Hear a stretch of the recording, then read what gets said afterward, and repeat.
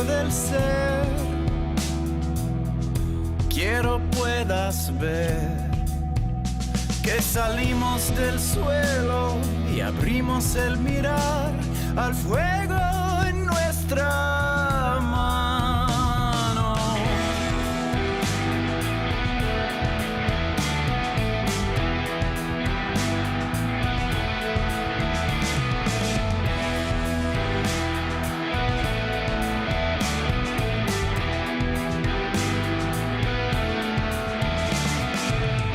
El fuego habló en lenguas, el tambor fue el sol.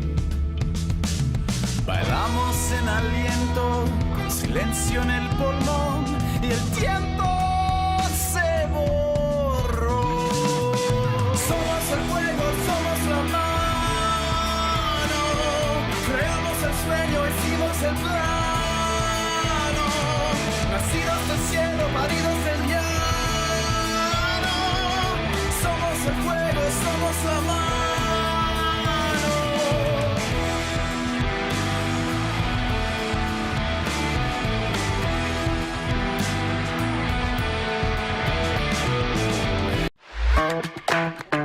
Búscanos en YouTube, FM La Patriada en YouTube. Para vernos y escucharnos, no solo tenés la programación de la radio, también tenés notas exclusivas. Entrá al canal de FM La Patriada, ponele OK al pulgar para arriba y dale clic a la campanita. Y no te pierdas nada.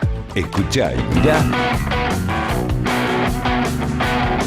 Un camino que a su vez nos acerque el corazón a tierra firme.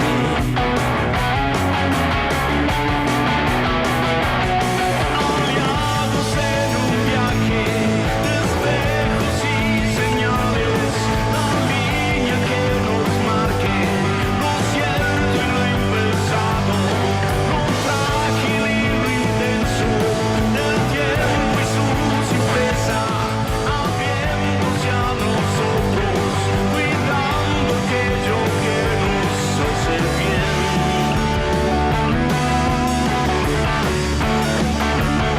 Y aprendimos que también hay caminos que se muestran en la noche.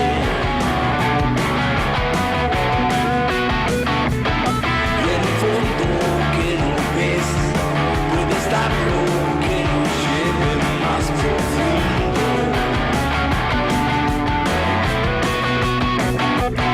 Habrá que andar despacio, habrá que estar alerta entre el viento y la brisa, en la calma y la orilla. ¿Qué tal? Muy buenas tardes, frías tardes, pero con un solcito agradable. Esto es Doble Fondo, mi nombre es Analía Argento y me acompañan Martín Piqué y Javier Likowicz. Fondo, donde el periodismo evolucionó y se volvió normal. Hoy les voy a hablar del fin de la esperanza. ¿Por qué? Porque nada es casual. Y no es por Manuel Adorni, o sí en parte es por la causa judicial de Manuel Adorni, que Patricia Bullrich empezó a despegarse del gobierno, o que Mauricio Macri hizo sacar un comunicado tremendo durante el fin de semana, un comunicado que muchos comparten pero pocos defienden. Les cuesta todavía pelearse con la Casa Rosada. Pero ¿por qué salen tantos a despegarse? ¿Por qué Mauricio Macri parece decir basta y Jorge Macri acaba de anunciar que va por la reelección en el 2027? Y Patricia Bullrich se animó a caminar la ciudad de Buenos Aires y a plantarse en la reunión de gabinete. ¿Porque el juez Ariel Lijo investiga a Manuel Adorni? Sí, en parte. Pero además, porque todos detectan el fin de la esperanza. Miren, desde el 2008, la encuestadora Poliarquía realiza un indicador de consumo familiar. Por ejemplo, si se compran o no electrodomésticos, indumentaria, eso principalmente, para ver si uno más allá de lo esencial puede comprar algo más. Y este estudio que hace Poliarquía es parte del último informe de la Fundación Pensar, una fundación que lidera María Eugenia Vidal. Así que María Eugenia Vidal, Mauricio Macri, Patricia Bullrich, aunque esté peleada. Este informe, ¿qué detecta poliarquía? Que en el primer semestre del 2024, este indicador de consumo familiar cayó 13%. Después hubo crecimientos, va, viene, sube, baja. Pero ya llevamos 3 trimestres en caída. El primer trimestre de este año cayó el índice de consumo familiar, ese extra, ver en qué gastamos, 10% respecto al mismo trimestre del año pasado. El mal humor, que se expresa quizás en memes, en tweets, en comentarios en el asado familiar o en la mesa familiar, ese mal humor tiene correlato con el bolsillo. Eso es lo que dice el estudio de la Fundación Pensar en base al análisis de poliarquía. Y eso más allá de que Javier Milei o el ministro de Economía Luis Caputo hablan de consumo histórico. Lo que pasa es que lo que cayó es el ingreso de los hogares, ¿no? ¿Y saben a cuándo cayó? A la previa de la asunción de Javier Milei. Está más bajo el índice del consumo que en el año 2023. Y ya lo hemos contado acá con Javier, caída en supermercados, minoristas, centros de compras, etc. Algunos dicen, pero la economía crece. Hay sectores de la economía que crece. También lo contó Javier en este programa. El sector agroganadero, la minería, hidrocarburos. Eso es en algunos lugares del interior. Pero eso no es lo que pasa en el Gran Buenos Aires ni en muchos otros lugares del interior de la República Argentina, donde muchas familias tienen cada vez menos acceso al consumo. Todo eso se empieza a reflejar en el humor social. Todas las encuestas, y van a estar viendo ahí, la de poliarquía, van a ver la de Suban Córdoba, el índice incluso de Atlas Intel, que es una consultora internacional que fue la más precisa, por ejemplo, para dar el resultado de la última elección en Hungría, que nadie esperaba, un resultado que, bueno, que muchos no esperaban. Y muchas otras consultoras dan un derrumbe en la imagen del presidente. Miren, el 55%, por lo menos yo para explicarles por qué Mauricio Macri sale a despegarse del gobierno y a tratar de liberar al PRO del yunque que representa Javier Milei. El 55% cree que la situación económica empeora por culpa de Milei. ¿Sí? Solo uno. Esto, miren, lo van a escuchar Alejandro Katterberg seguramente analizando este tema. Solo 1 de cada 10 argentinos cree que Javier Milei puede resolver el problema económico. 1 de cada 10. El 58% cree que el país está yendo por el rumbo equivocado. Esto también ya lo hemos dicho, aumento de gastos fijos, etc. Pero les doy otros porcentajes. Al 56% de los argentinos, más de la mitad, no le alcanza el sueldo. El 45% tiene miedo a perder el empleo, porque también nosotros vamos dando cuenta de empresas que cierran. La semana pasada, otra fábrica de neumáticos. El 59% de los argentinos contesta, y esto ya esta es una encuesta de Casa 3 de Mora Josami, el 59% dejó de pagar algo o se atrasó.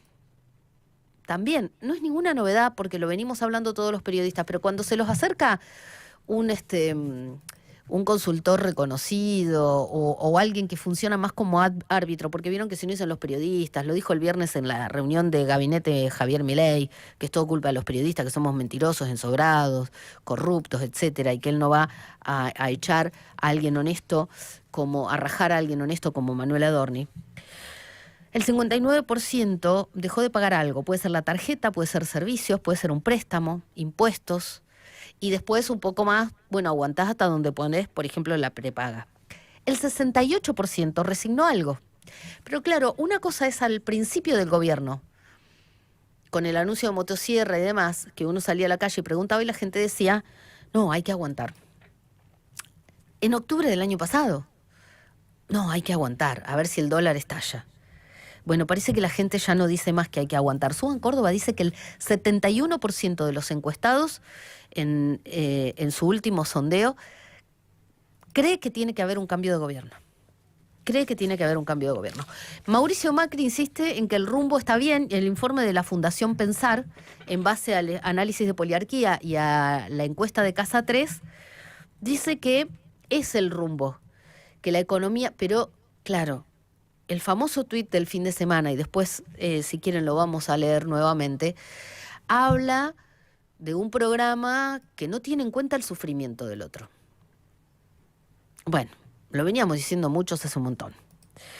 Pero hasta que algunas encuestas no registraron este fin de la esperanza, muchos seguían acompañando. ¿Saben cómo se llama el informe de la Fundación Pensar? Sobreviviendo. Sí, le pusieron cada informe es con la tapa de una película, pero muy elocuente. Sobreviviendo. Si es que sobrevivimos. El periodismo.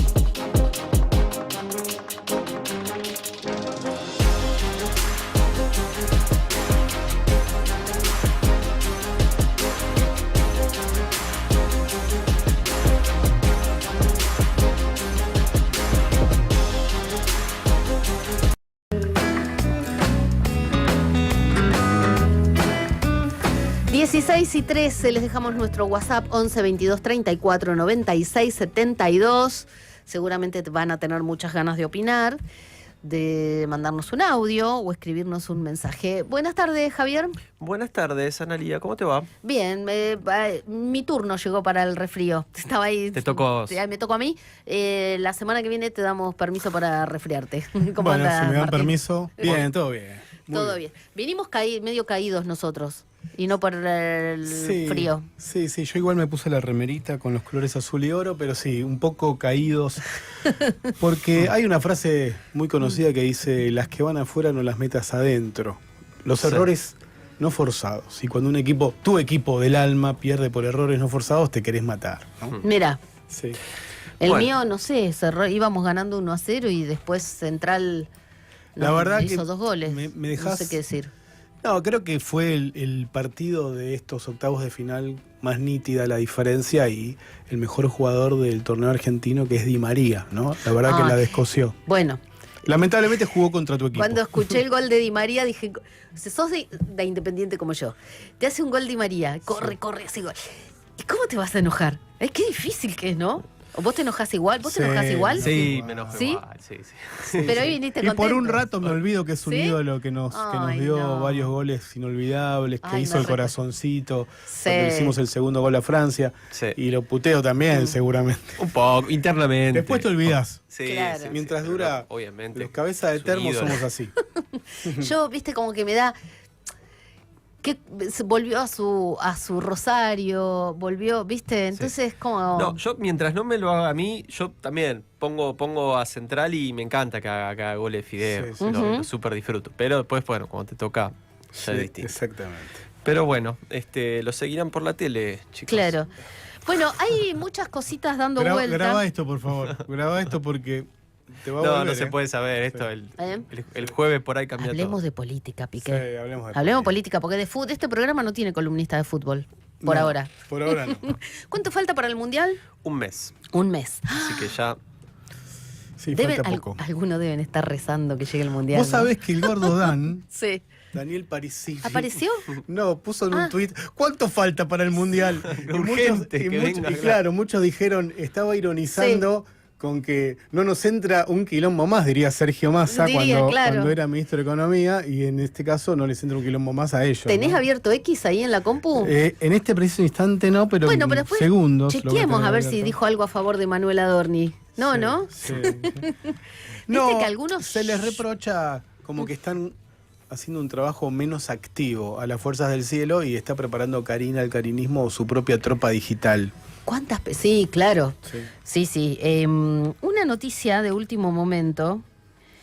La Cámara Federal, y esto es algo que venía pidiendo la defensa y la familia de Julio Devido, la Cámara Federal de Casación Penal concedió la prisión domiciliaria a Julio Devido, de 76 años. Se basó en su grave estado de salud parece que tiene un alto riesgo cardiovascular, esto venía diciendo la familia, e incapacidad del Servicio Penitenciario Federal para garantizar la atención médica 24 horas cada día, ¿no? Se prioriza el principio de humanidad de las penas, tiene 76 años. Recordemos, miren, la semana pasada le concedieron la libertad a... no le concedieron domiciliaria, le concedieron libertad incluso para trabajar a uno de los peores genocidas, y esto se repite todo el tiempo, ¿no? Entonces, porque las condenas a perpetua en Argentina no se cumplen, no es una perpetua literal. Así que bueno, Piqué, Lejkovic. Sí. Porque me miró, lo miré y... Te cuento. Tenemos el primer dato oficial de inflación del mes pasado, de abril. Es el IPC de la ciudad de Buenos Aires, que siempre se adelanta unos días al IPC del INDEC. Dio 2,5, en línea un poco con lo que se espera que pase con el IPC nacional. Una desaceleración frente al... En el caso del IPC nacional fue 3,4 en marzo. El jueves de esta semana sale el dato nacional. Bueno, ¿cuánto es 2,5? 2,5 dio IPC Cava. Es 0,5 menos que el mes pasado, ¿no? Era 3 el mes pasado para la ciudad. A ver, déjame que ya te... Bueno, es un poquito menos, pero era previsible, no es que, sí, se que hubo esperaba. un golpe de timón y que entonces... Se esperaba que... Exacto, fue 3. Desaceleración, claro, de 0,5. Claro. Así que bueno, veremos qué pasa con el IPC nacional. Tendríamos que... el IPC nacional del mes pasado fue 3,4. ¿Arriesgamos este mes? ¿Cuánto?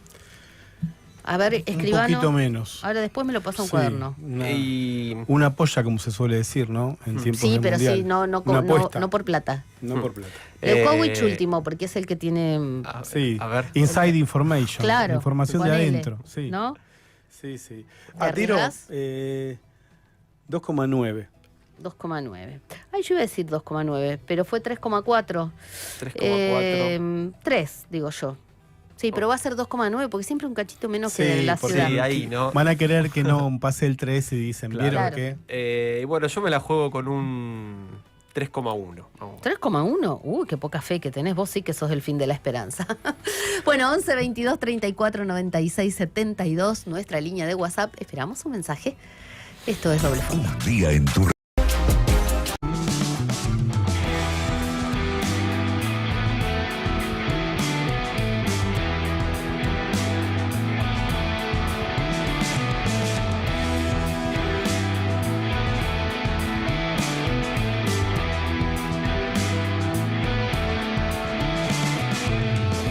Al inicio del ser,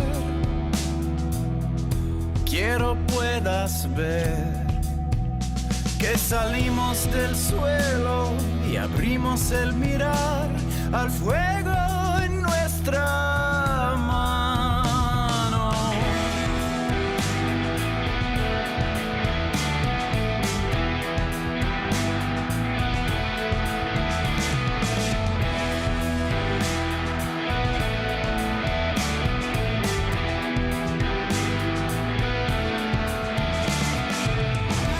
Fuego habló en lenguas, el tambor fue el sol. Bailamos en aliento, con silencio en el pulmón, y el tiempo se borró. Somos el fuego, somos la mano, creamos el sueño, hicimos el plano, nacidos del cielo, paridos del llano. Somos el fuego, somos la mano.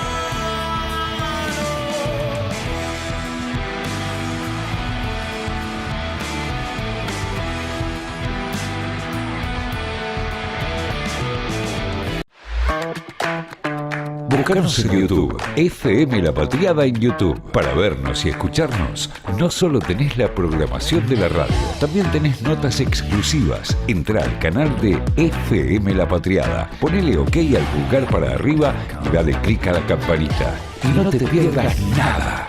Escuchá y mirá FM La Patriada. FM La Patriada en YouTube. Estamos ¿Dónde estás?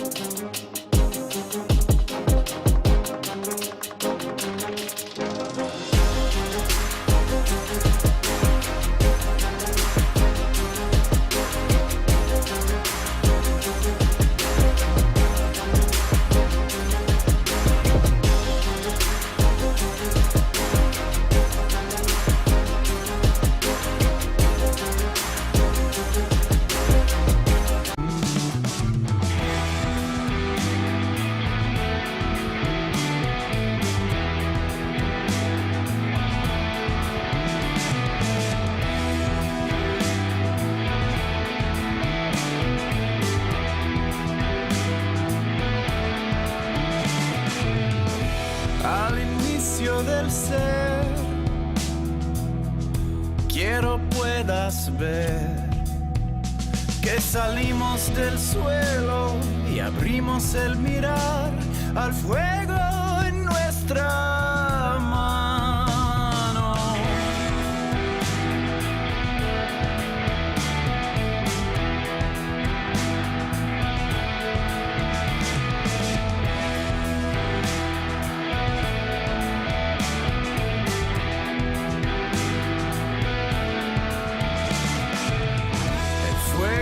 Habló en lenguas, el tambor fue el sol. Bailamos en aliento, con silencio en el pulmón, y el tiempo se borró.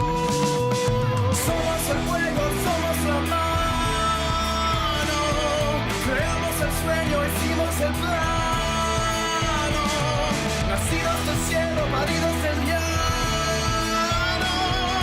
Somos el fuego, somos la mano.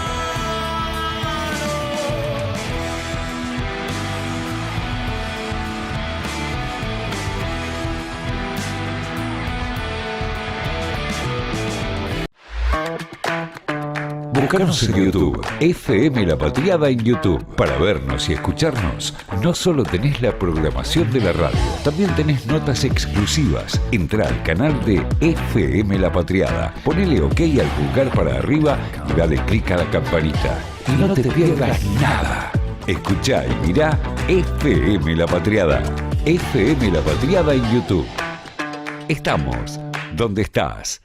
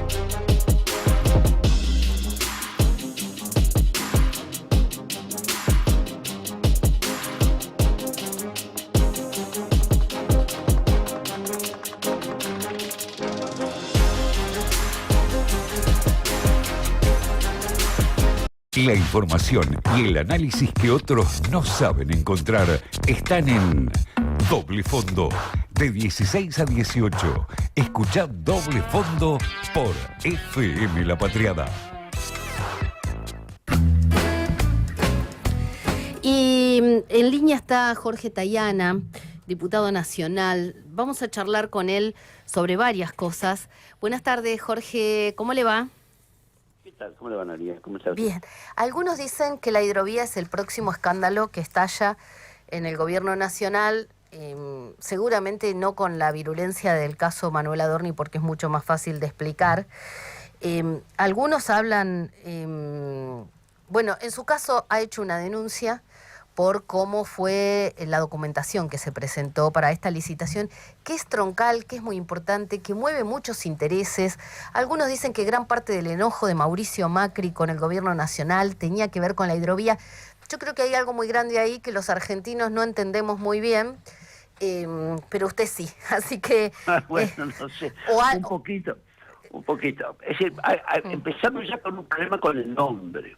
Sí. Sabe que muchos de los que trabajamos el tema no nos gusta ese nombre. Claro. Hay un tratado de la hidrovía que en realidad lo que hace es concebir a toda la cuenca del Plata y sobre todo al río Paraná como si fuera una ruta. La verdad que no es una ruta, es un río. Y esto tiene varias implicancias, digamos. Así que nosotros pensamos que hay que ese concepto, incluso el de vía troncal, es un concepto bastante equivocado porque esconde, lo pone como un lugar de tránsito, como si fuera una simple autopista, y es mucho más que eso. Entre otras cosas, tiene que ver con cuestiones ambientales, tiene que ver con temas de integración. Antes se hablaba de la cuenca del Plata, ¿se acuerdan? Era el río de la Plata, el río Paraná, el río Uruguay, el río Iguazú, el río Pilcomayo, el Bermejo, el Paraguay Alto, es decir, una serie y que tenía una visión estratégica vinculada a la integración. Claro. Ahora lo que estamos es una versión que surgió mucho en los 90, de ahí viene el Tratado de Hidrovía, y que es una visión mucho más liberal, más neoliberal, del tránsito de las cosas. O sea, utilicémoslo como una vía de comercio. La vía fluvial es mucho más barata que la vía terrestre, que la vía ferroviaria, que es la más barata de todas. Pero con una traza y con una serie de características que desde la perspectiva argentina no cumplen los requisitos o las ventajas que tendría que darle a toda la Argentina ese proyecto y esa concesión o ese trabajo, y en cambio sí favorece claramente a algunos cerealeras exportadoras, las grandes exportadoras cerealeras, y a los grandes traders de comercio, los barcos, ¿no? Las empresas de armadores que trasladan la mercadería en el mundo, que ha avanzado muchísimo, ¿no? Una de las razones del éxito del neoliberalismo, todo el mundo dice es la computación y las comunicaciones, pero la verdad que mucho también es el invento y desarrollo del container, o sea, la idea de sistematizar de manera masiva el comercio. Claro. Entonces, a ver, sí. Perdón, ¿podríamos decir que es el corredor fluvial por el que mayor comercio exterior transita? ¿80% puede ser o es una cifra muy elevada? Es una cifra elevada, pero hay que tener en cuenta que de ahí sale también producción de Brasil, sale producción de Paraguay. La mayoría de las barcazas son de bandera paraguaya, y sale producción de Bolivia por arriba, ¿no? Por el río Paraguay, de Santa Cruz de la Sierra. Y la concesión es por 25 años.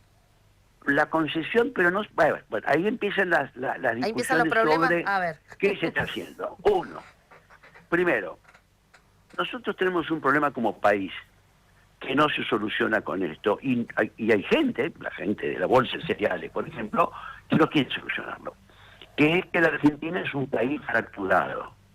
Usted sabe que yo soy diputado de la provincia de Buenos Aires, así que me voy a referir a eso, pero vale para todo el país. Para ir del puerto de Quequén o de Bahía Blanca al puerto de Ramallo, los dos en la provincia de Buenos Aires, usted tiene que irse al Uruguay. Punto. Es decir, no puede hacerlo eso dentro del territorio argentino. ¿Por qué? Porque todo este sistema del Paraná y el sistema de dragado y de balizamiento está hecho para cruzar a Montevideo.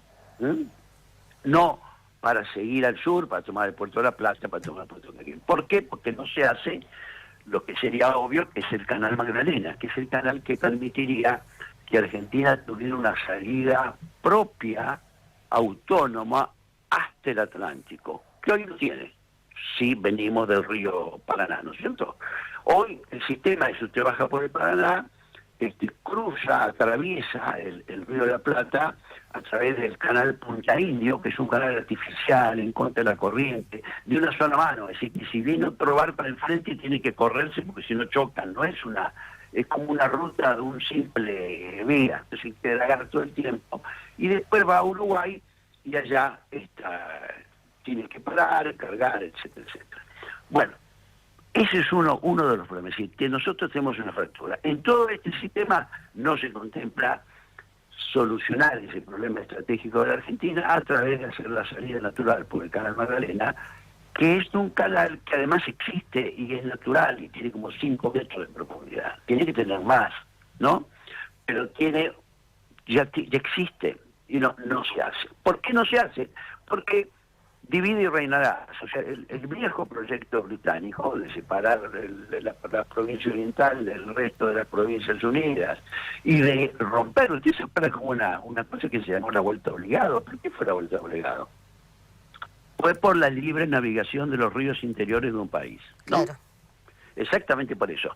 Y exactamente eso es lo que están defendiendo todos, tratando de garantizar que además se reparta, que se pueda cargar, porque el río tiene límites, entonces se carga una parte en los puertos de Santa Fe y luego se completa la carga en Montevideo o en Nueva Palmira si se toman ciertas decisiones en la propia licitación.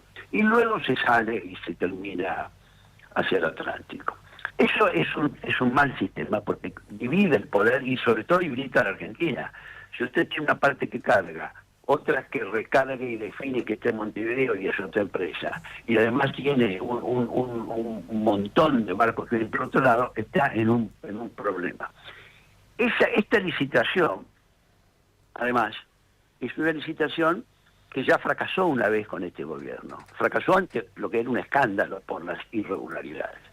La primera irregularidad es que cumple con un pedido de Estados Unidos de que no puede haber empresas estatales involucradas. Eso está hecho con nombre y apellido, está hecho para una empresa china que es importante en el dragado. Las empresas de dragado en el mundo no son tantas. Hay una empresa de dragado importante de China que obviamente es de capital estatal.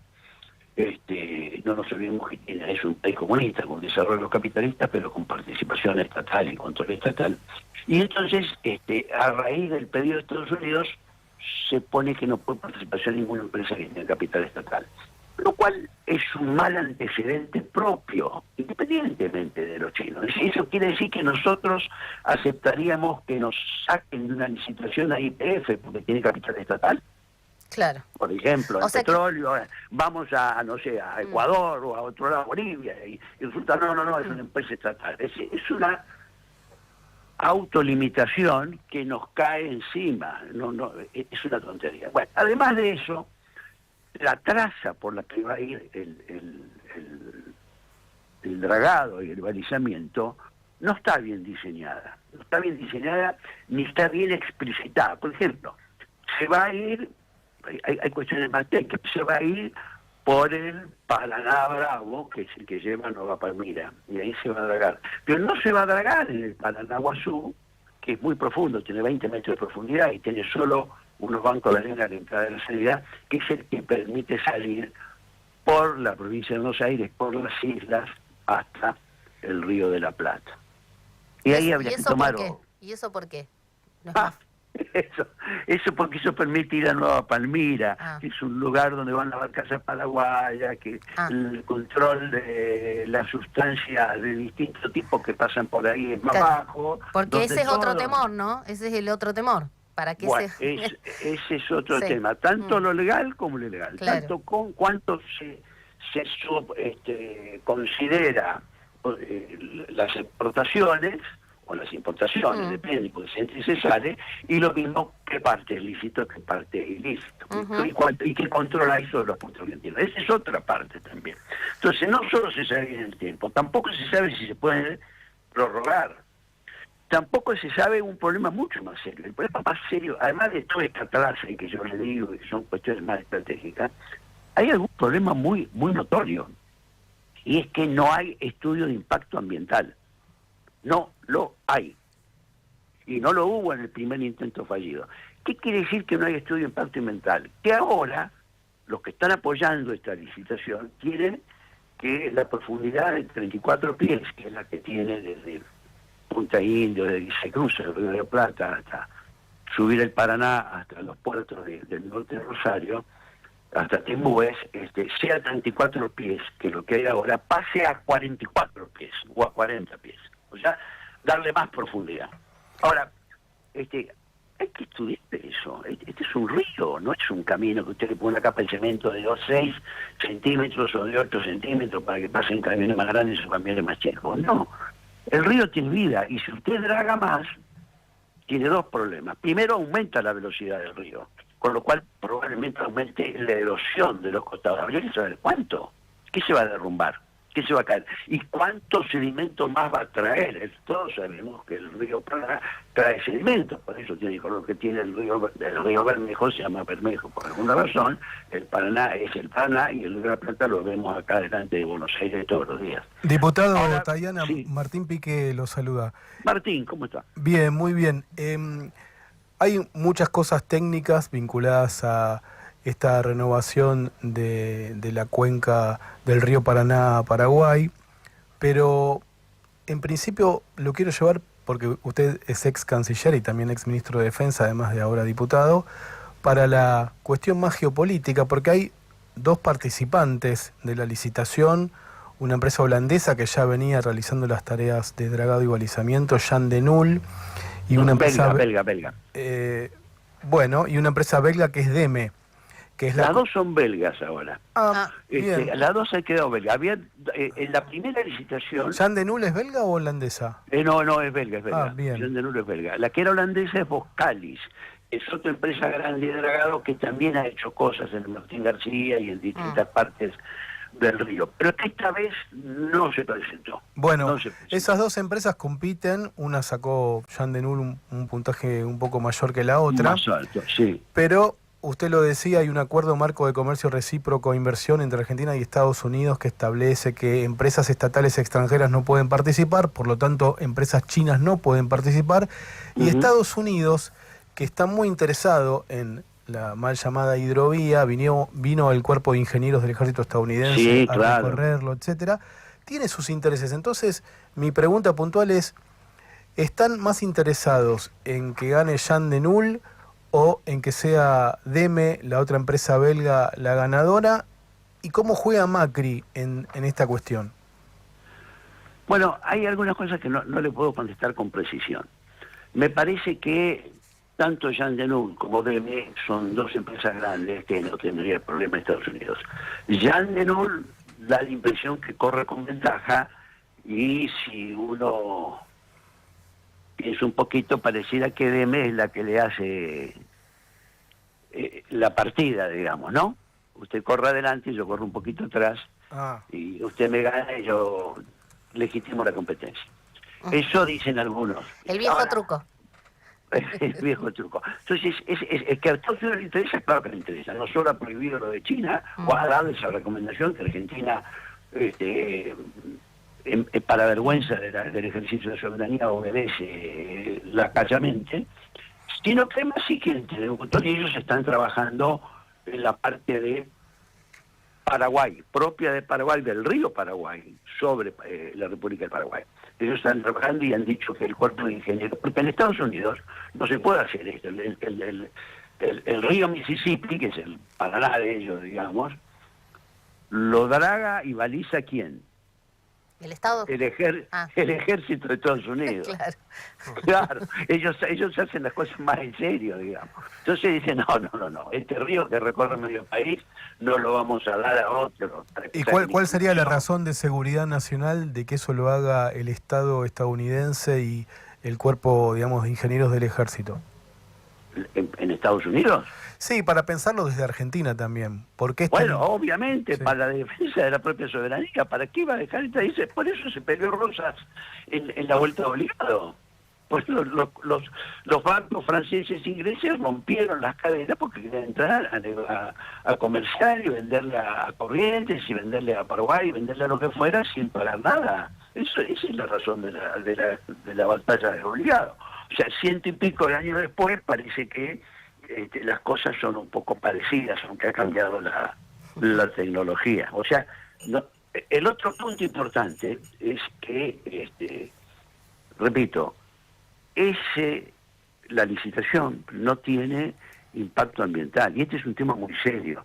No solo porque viola tratados, Argentina no solo está, el Tratado de Iguazú que firmamos establece que las obras que van a tener impacto ambiental tienen que tener un análisis propio, profundo, una revisión de la comunidad, una aceptación social.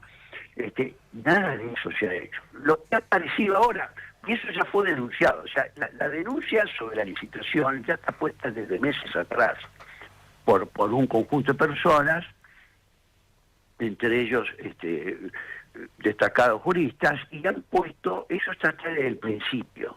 Ahora lo que ha pasado es otra cosa, y yo había presentado una denuncia en ese momento, un pedido de informes, más que una denuncia, perdón, un pedido de informes en el Congreso, que por supuesto las autoridades del Congreso de Diputados no tramitaron. Ahora se ha sumado otro problema adicional, y es que ya se abrieron los primeros sobres, quedó afuera una empresa brasilera porque no presentó los seguros, y quedaron las dos belgas. Y esta semana se van a abrir probablemente el sobre 2 y 3, y 2 se dice el precio, ¿no? Es decir, el monto, y tiene que establecer cuál es el pago del peaje para el paso de los barcos, que de hecho el llamado de licitación pone un piso más alto que la realidad del año pasado y del anteaño, donde fue la administración estatal, dándosela a Jean Denul, pero sin concesión, que cobró más barato. O sea, le estamos poniendo un piso que está más arriba del techo anterior. ¿Se entiende eso? Sí, O sea, claro. le estamos garantizando una ganancia fenomenal. Jorge, Fenomenal. ¿qué tal? Javier Leukovich te saluda. Javier, ¿cómo le va? Bien, todo bien. Quería preguntarte por otro tema, también de carácter bastante estructural. Hace pocos días se puso en funcionamiento una primera parte del acuerdo de libre comercio entre el Mercosur y la Unión Europea. Sí. Hubo algunas noticias iniciales sobre alguna exportación de miel sin arancel. El gobierno, Sí. por supuesto, lo presentó como un triunfo. Quería preguntarte, bueno, ¿cómo ves este tema? ¿Es algo, digamos, que es algo que llegó para quedarse, con lo cual habrá que convivir para adelante? ¿De qué manera se puede potenciar los beneficios que pueda traer y mitigar los problemas? Bueno, yo he sido muy crítico sobre la redacción más o menos final, que fue muy similar a la que se aprobó, que es la que había alcanzado durante el gobierno de Macri, ¿no es cierto? He sido muy crítico porque me parece que es bastante asimétrico las concesiones de uno y de otro, sobre todo si se toman en cuenta las dimensiones de un lado y del otro. Eso como primer punto. Como segundo punto, creo que hoy estamos más débiles, en peores condiciones para enfrentar el desafío que implica ese acuerdo con la Unión Europea. Básicamente ese acuerdo es asimétrico. ¿Por qué? Bueno, porque uno es mucho más grande y otro más chico. Dos, porque no hay, como hizo la Unión Europea, fondos estructurales. Ustedes se acuerdan que la Unión Europea se expandió concediendo fondos estructurales a los que se incorporaban, es decir, fondos que permitían agilizar la infraestructura, la logística, mejorar la productividad, etcétera, etcétera. Nada de eso hay contemplado. De hecho, eso estaba contemplado en un capítulo Porque este acuerdo, en principio, cuando se empezó a negociar, que fue hace 20 y tantos años, negoció varios años esto, tenía 3 capítulos. Un capítulo democrático, que era una serie de garantías de tipo democrático y favorecer ampliación de derechos, etcétera, etcétera, sobre el Cuba Acuerdo. Un segundo capítulo que era de cooperación, que es el que tendía a mejorar la parte tecnológica y la productividad de las empresas argentinas, sobre todo de las pequeñas y medianas, que eran las que se pensaba que en un proceso de apertura podrían quedar fácilmente debilitadas si no tenían un apoyo. Y el tercero era lo comercial. Lo que hicieron los europeos con el acuerdo de Mercosur fue dejar para atrás, no tocar el pilar democrático y el pilar de cooperación, y se fueron solo al capítulo o al pilar comercial. Entonces, eso, ¿qué es lo que significa hoy ahora? ¿Y por qué, por ejemplo, Brasil, que suponía en el 18 horas se apoyó, siendo el mismo Lula de alguna manera, ¿no? O el gobierno del PT? Bueno, porque en ese momento, perdón, estaba Bolsonaro, pero ¿por qué ahora se favoreció lo que antes se había opuesto? Bueno, porque Brasil tiene una serie de herramientas en el Estado para equilibrar las cargas que puedan venir desequilibradas. No solo es una cuestión de aranceles, ¿no? Es una cuestión de medidas arancelarias, de mecanismos de contralores, etc. Por ejemplo, el otro día, acá se amplió la ampliación de carne. El Mercosur permite, el acuerdo permite que el Mercosur exporte 99.000 toneladas de carne a Europa, a lo cual hay que dividirla por 4, lo cual es bastante poco, ¿no? Si tomamos en cuenta que exportamos más de 500.000 o 700.000 toneladas de carne a China el año pasado, este año van a ser 500.000. Es cierto que es de menor calidad, la de Europa es de mejor calidad. Pero en China, por ejemplo, rebotaron una carne porque tenía un antibiótico que no estaba permitido. Claro. Ahora, ¿cómo vamos a controlar eso si nosotros estamos haciendo pelota al SENASA y estamos haciendo pelota limpia cada y tema, estamos haciendo pelota limpia? Cada tema que tocamos se le abren un montón de ventanas. Estamos hablando con Jorge Tayana, que es diputado nacional. La última pregunta, porque tendríamos que hablar un montón, sabe de un montón de temas. No sé si sigue en redes sociales a Patricia Bullrich y al canciller Kirchner, porque él es diputado nacional, pero para nosotros siempre va a ser el ex canciller. Sí, y todo lo que tiene que ver con temas internacionales le consultamos. Patricia Bullrich puso en las redes sociales: el que las hace las paga. Luque Lecaro, funcionario ecuatoriano involucrado en un escandaloso caso de corrupción en empresas públicas, se escapó a la Argentina y el kirchnerismo le dio asilo para protegerlo. Hace un año el presidente Guillermo Lasso me llamó para pedir que le quitáramos ese beneficio como ministra de Seguridad Nacional. En ese entonces lo hice, bueno, y celebra una noticia que salió en Infobae respecto a que lo extraditaban. Pablo Kirchner, el verdadero canciller, porque ya no es canciller, dice que más allá de las versiones periodísticas que atribuyen erróneamente la resolución, bueno, dice que todavía esto está en curso y que no se concretó.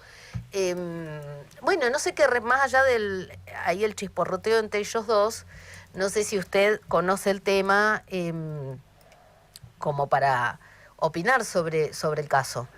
No conozco ese caso especialmente. Sé que en Ecuador hay una justicia que ha hecho de la venganza contra lo que fue el partido de Rafael Correa una tarea principal.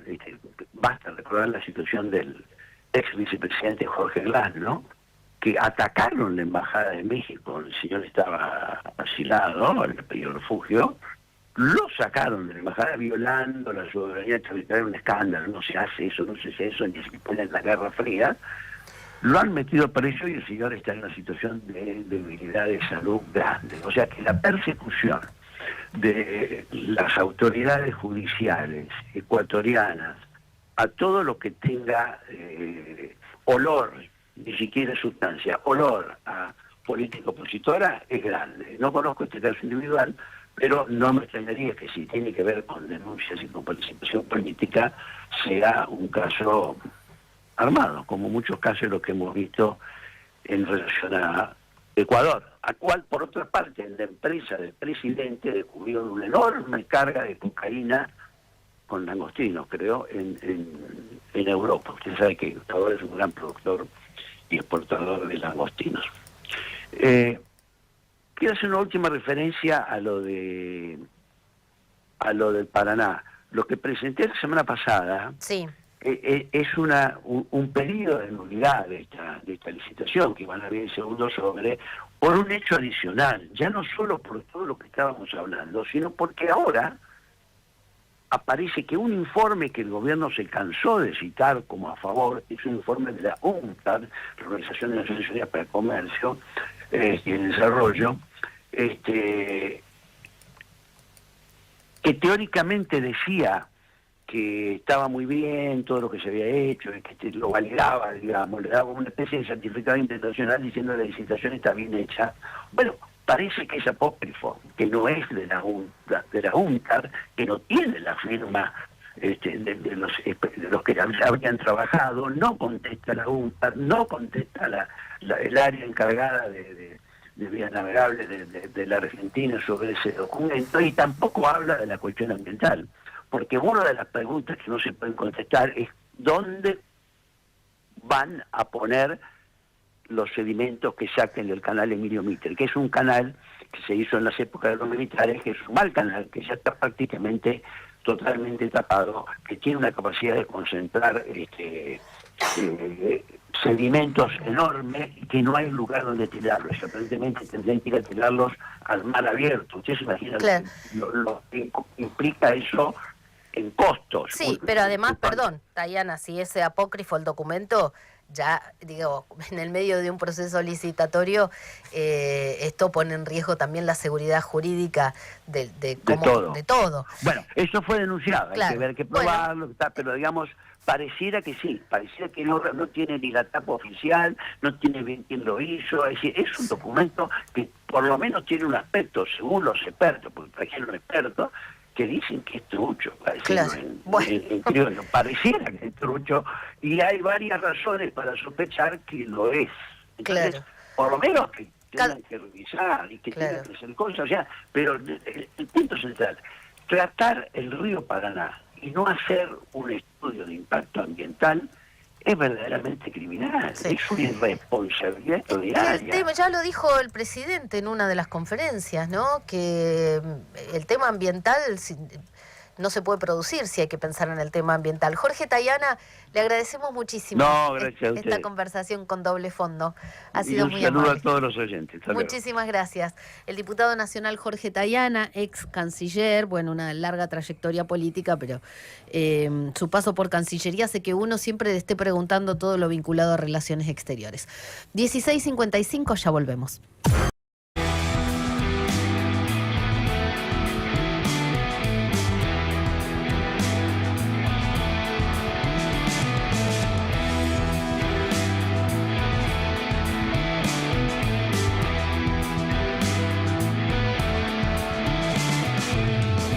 Al inicio del ser,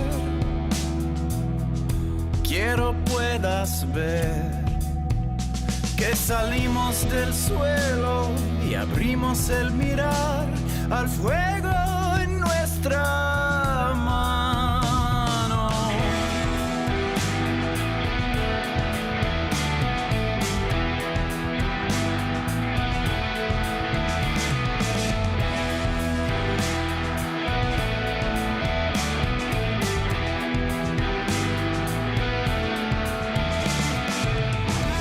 Fuego habló en lenguas, el tambor fue el sol. Bailamos en aliento, con silencio en el pulmón, y el tiempo se borró. Somos el fuego, somos la mano, creamos el sueño, hicimos el plano, nacidos del cielo, paridos. No saben encontrar, están en Doble Fondo, con Analía Argento, Javier Leukovics y Martín Piqué. De 16 a 18 por FM La Patriada.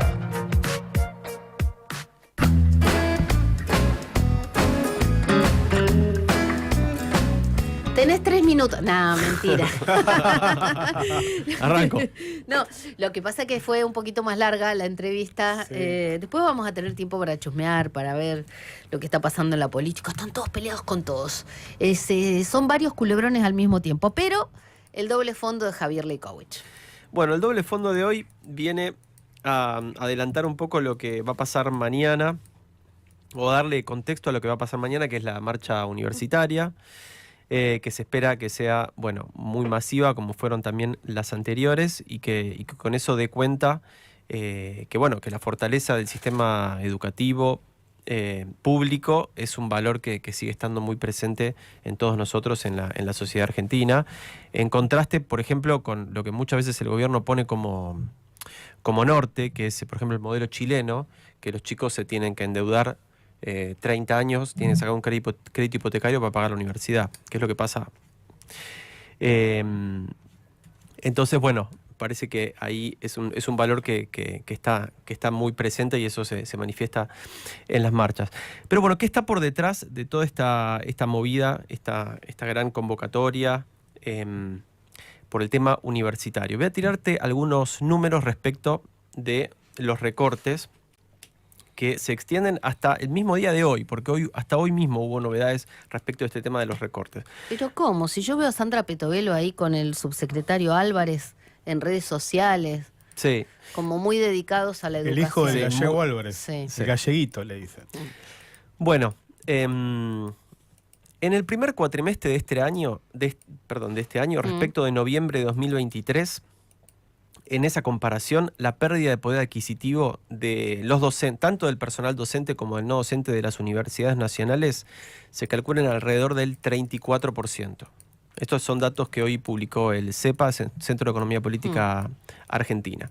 O sea que en promedio, la gente que labura en las universidades, su ingreso se redujo en una tercera parte, más de una tercera parte, un 34%. Detrás de esto, por supuesto, está el ajuste presupuestario que el gobierno aplica sobre las partidas que vienen al caso, y el ajuste es del 41,6% en términos generales, que impacta sobre las universidades nacionales. Salarios de la gente que labura en universidades, acá el CEPA pone un ejemplo que me parece que está bueno. Salario de un jefe de trabajos prácticos con dedicación semi-exclusiva y sin antigüedad. El famoso JTP. JTP. Sí, jefe de Bueno. trabajos prácticos. Si ese salario alcanzaba en noviembre, hace una comparación un poco más larga, en noviembre de 2015, 1 millón a plata de hoy, ¿no? 1.187.000 pesos, noviembre de 2015, esa persona gana la mitad hoy en día, 584.000 pesos por las mismas tareas. Por supuesto, Ni una canasta, ¿cuántas canastas básicas son? 3, sí, ¿no? o sea, un tercio. Claro, es un Sí. tercio. Sí, Comés 15 días. sí. No, perdón, 10 días. 10 días, claro. 30 dividido 3. Por supuesto, el recorte de la caída de ingresos es algo que está cruzado a toda la economía en general, pero fue particularmente agudo en estos últimos años respecto del sistema educativo y universitario. Y por supuesto, más allá de estos recortes, o en paralelo a estos recortes, en el centro de la protesta está obviamente el tema de la Ley de Financiamiento Universitario, que hacemos un pequeño raconto al respecto. La Ley de Financiamiento Universitario fue sancionada por el Congreso Nacional el 21 de agosto del año pasado. El 10 de septiembre, o sea, 20 días después, el Ejecutivo la vetó y volvió al Congreso. El 2 de octubre volvió a ser votada y quedó definitivamente sancionada, el 2 de octubre. 21 de octubre del año pasado, el Poder Ejecutivo dictó un decreto que suspendió su aplicación, y el argumento fue, recordarás, que la ley no establecía de dónde salían los fondos para financiar los incrementos en las partidas destinadas a la educación. Esto fue el 21 de octubre del 2025. El 23 de diciembre, a fines del año pasado, Juzgado Contencioso Administrativo Federal número 11 declaró inaplicable el decreto del Gobierno Nacional y lo obligó a cumplir con la Ley de Financiamiento Universitario. Finalmente, el 18 de febrero, el Gobierno Nacional envió al Congreso un proyecto de ley alternativo de financiamiento universitario y la última novedad en el terreno judicial es hace pocos días que lo charlamos, que la Sala número 3, Contencioso Administrativo Federal, concedió el recurso extraordinario que presentó el Gobierno contra el fallo que había confirmado la medida cautelar que puso el Consejo Interuniversitario Nacional para que se aplique la Ley de Financiamiento Universitario. Fallo celebrado por el Ministerio de Capital Humano y Exacto, todo el gobierno. Subido a las redes, todo eso. Bueno, algunas comparaciones de qué hubiese pasado si la Ley de Financiamiento Universitario que se sancionó en agosto del año pasado estuviera vigente. Dice el CEPA, el presupuesto con la ley de financiamiento universitario que el gobierno no aplica, el presupuesto de las universidades nacionales en diciembre del año pasado hubiera crecido un 33% respecto del presupuesto que originalmente destinó el gobierno en ese año. Y habría dejado a las partidas presupuestarias asociadas a las universidades apenas 1,9% arriba del nivel de 2023, que por supuesto que ya no era gran cosa, ¿no? La situación en 2023 ya era... Lo que pasa que el tema es que el gobierno nacional cree que le están dando plata casi por demás, no de menos. Claro. Bueno, el gobierno nacional argumenta que es una cuestión de eficiencia, que está cortando con nichos, ¿no? de privilegios y demás, pero bueno, claramente la gente vinculada al sistema educativo, los especialistas y por la magnitud del ajuste en general, lo califican como un desfinanciamiento brutal. Claro, mira, espera que te interrumpo y seguimos hablando. Sí. Alejandro Álvarez, que es el subsecretario de Políticas Universitarias, le dio retweet a un mensaje, no sé, es referente, panelista en Carnaval, que es panelista en Carnaval, Lucas Blanco, pero es libertario. Si cada graduado, esto lo retuiteó el subsecretario de Políticas Universitarias hace un ratito, si cada graduado de la Universidad de Arte nos cuesta, porque hay un ranking acá de lo que cuestan las universidades, nos cuesta 420 millones de pesos, al dividir eso por 5 años y después por 12 meses, te da que la carrera cuesta 7 millones de pesos por mes. Con esa plata literalmente podrían cursar 7 estudiantes distintos en una privada cara, un delirio. Esto retuitea al subsecretario. Yo le diría que primero vaya a las universidades, que recorra, que hable con los alumnos, que vea las cuentas ya que dicen tanto auditar. Si se refiere a la Universidad Nacional del Arte, lo invito a que vea que, por ejemplo, hay una de las sedes que se estuvo dando clases virtuales porque no tenían plata para pagar el alquiler del edificio. Se acaban de mudar a un edificio en La Boca, los alumnos se sientan en el piso, en los baños no hay papel higiénico en los baños. No hay papel higiénico, no hay tachos, no hay agua porque en la zona hay poca agua. Y además ni siquiera pueden circular por todo el espacio físico porque el edificio no está. Lo habilitaron una parte para que los alumnos de la carrera de coreografía y danza puedan ir a cursar presencial. Yo creo que no tienen ni idea de lo que es la universidad pública. No. O como en todo dicen recortar y chau. Claro, agarrándose de un argumento que en sí podría ser atendible, como decir...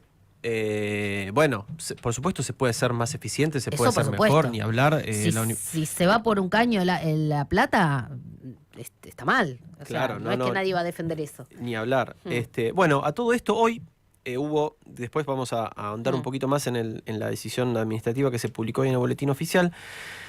La cuestión es que a partir de lo que veníamos contando, ¿no? La recaudación viene cayendo, el gobierno tiene que ajustar el gasto para mantener la regla fiscal, el equilibrio fiscal. Hoy se publicó una decisión del gobierno de aplicar un ajuste brutal sobre las partidas presupuestarias de 2026 y en la volteada cayeron las universidades también a horas nomás de la marcha de mañana. Ni se aplica no solo no se aplica la ley, sino que se recorta por sobre lo que está.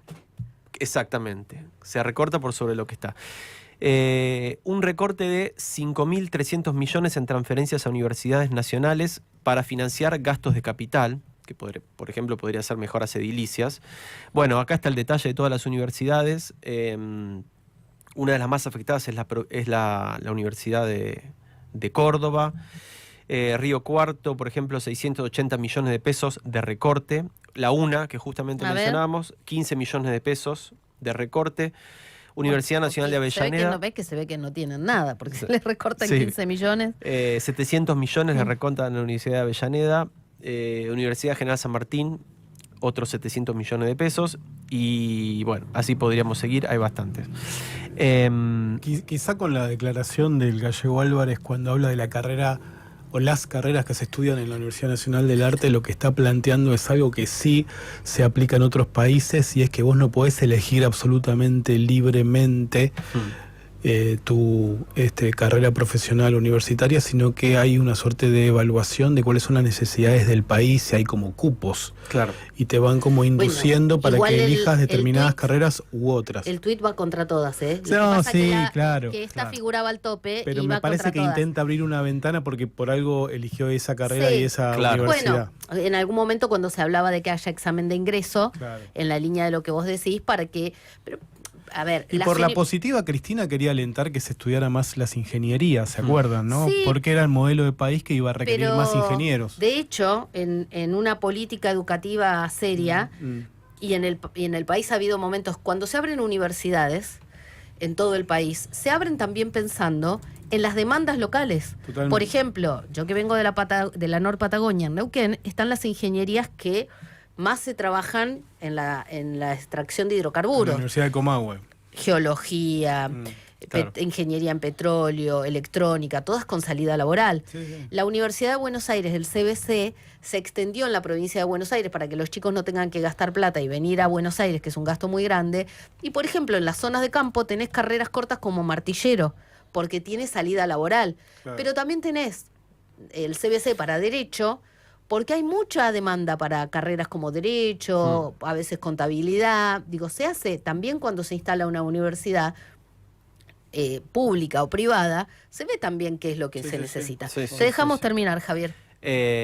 No, por ahí retomar lo que hemos conversado la semana pasada con el decano de Naturales y Exactas, que también, si fuera una cosa, si hubiera una estrategia de país por detrás, sí la hubiera, pero justo la semana pasada que nos explicaban que la situación en Exactas es catastrófica, no hay plata para los laboratorios, para los materiales, bueno, ni hablar a nivel salarial.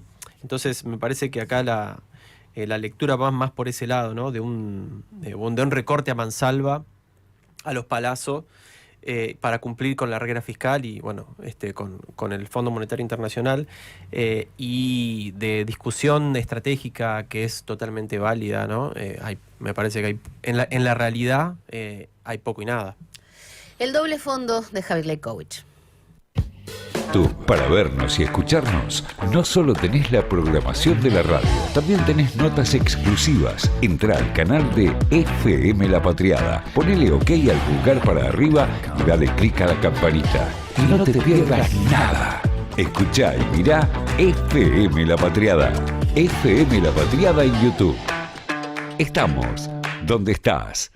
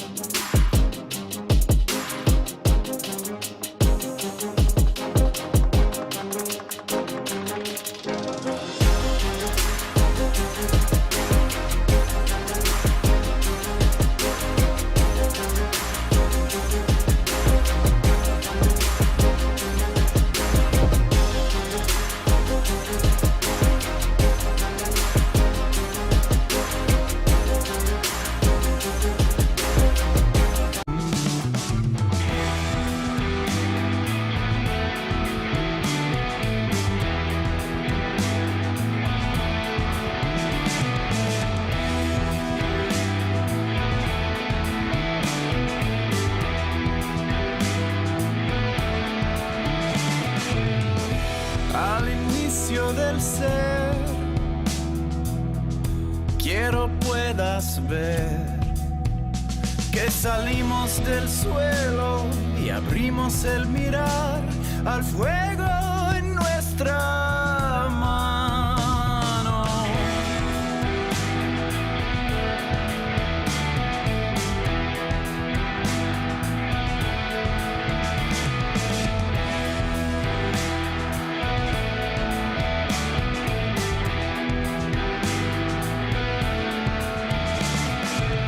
Periodismo, la información y el análisis que otros no saben encontrar están en Doble Fondo, con Analía Argento, Javier Leukovics y Martín Piqué.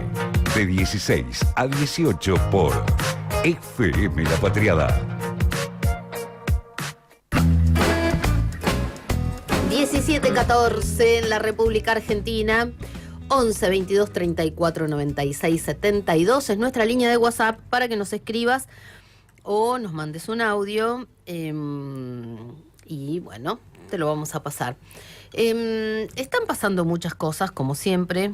Esta semana va a haber sesión el jueves en la Cámara de Diputados para tratar la montaña de proyectos en contra de Manuel Adorni.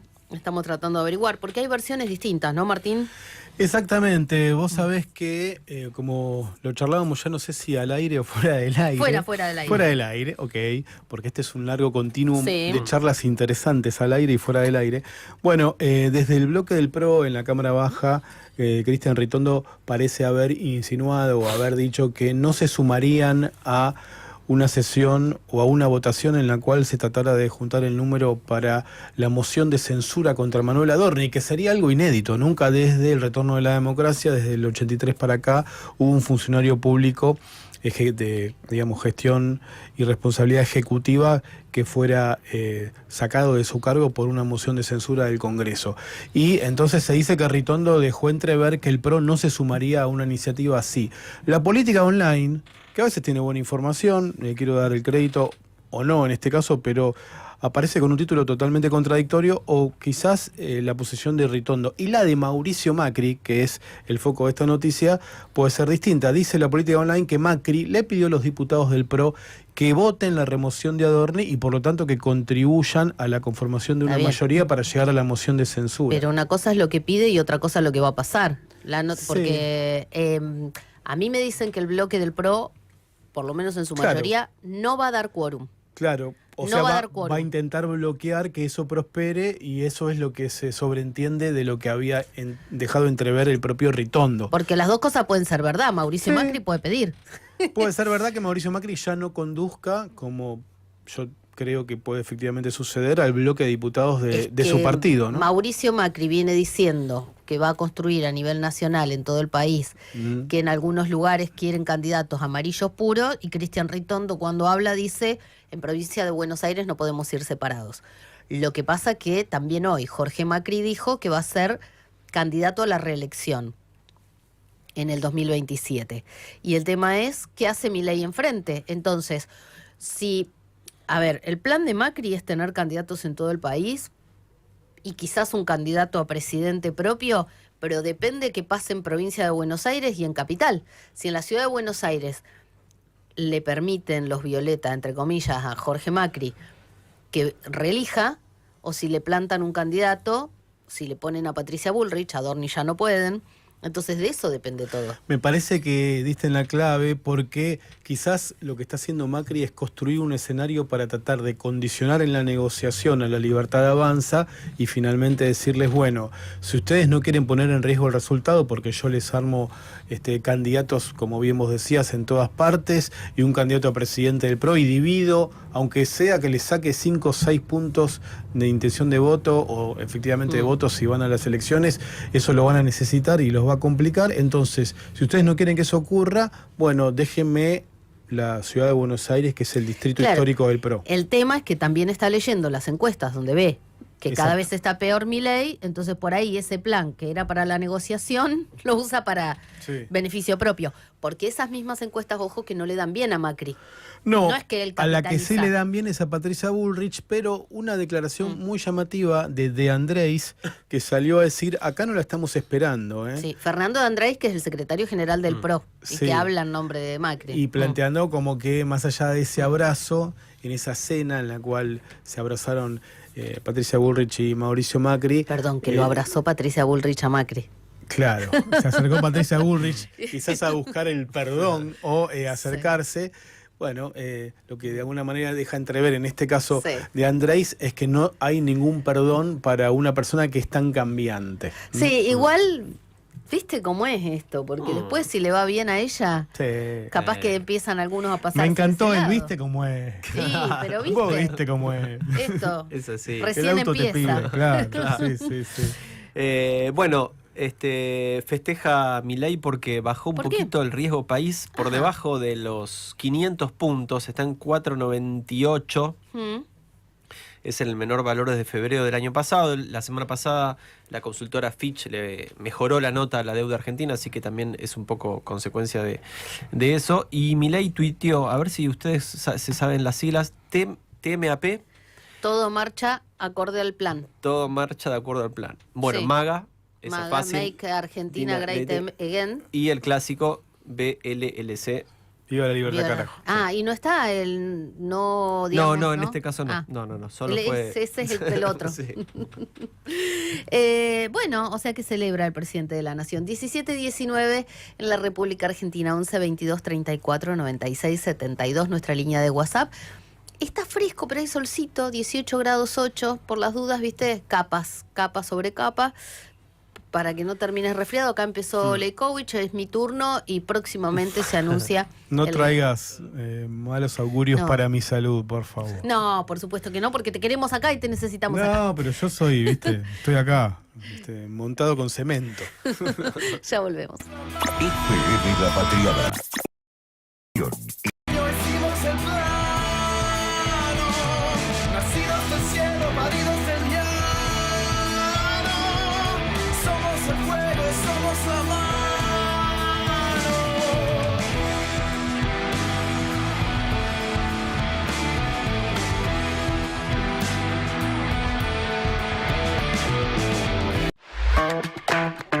Búscanos en YouTube, FM La Patriada en YouTube. Para vernos y escucharnos, no solo tenés la programación de la radio, también tenés notas exclusivas. Entrá al canal de FM La Patriada, ponele OK al pulgar para arriba y dale clic a la campanita. Y no te pierdas nada. Escuchá y mirá FM La Patriada. FM La Patriada en YouTube. Estamos donde estás.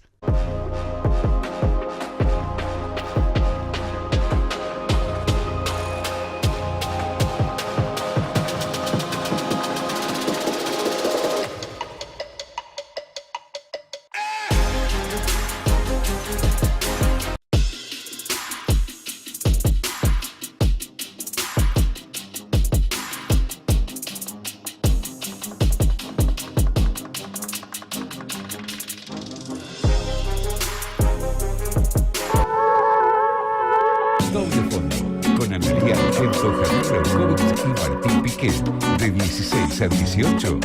Das la vuelta con FM La Patriada.